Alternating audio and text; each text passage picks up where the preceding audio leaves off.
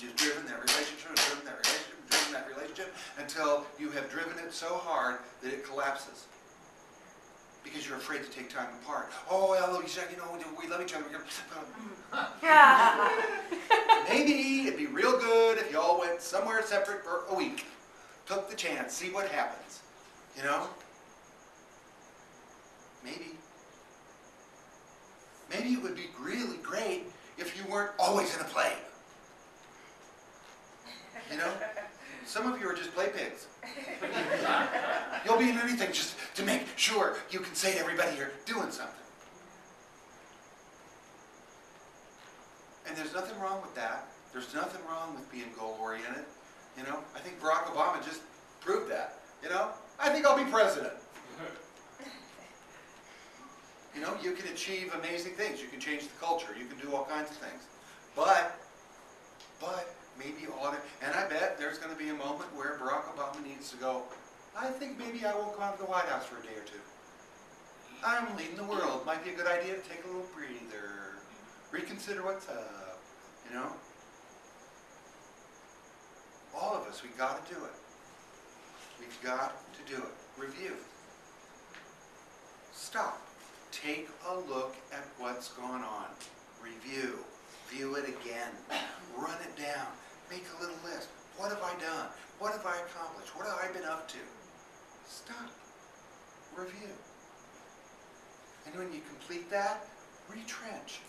Figure out, do I want the same things? Do I want it to do it the same way? Does it make sense now that I've reviewed it? How did it add up? How did it stack up? Was it smart? No. And then reorganize it. Retrench. Recommit. And then actively reconfigure it. Redesign it. Set the priorities again. R and R and R. Review, retrench, reconfigure. Just stop and take a look. How long should you stop? How long you got? How long does it take to review, retrench, and reconfigure? Sometimes it's an afternoon. Sometimes it's a day. Sometimes it's a week. And I don't mean, oh, I'll take the weekend off.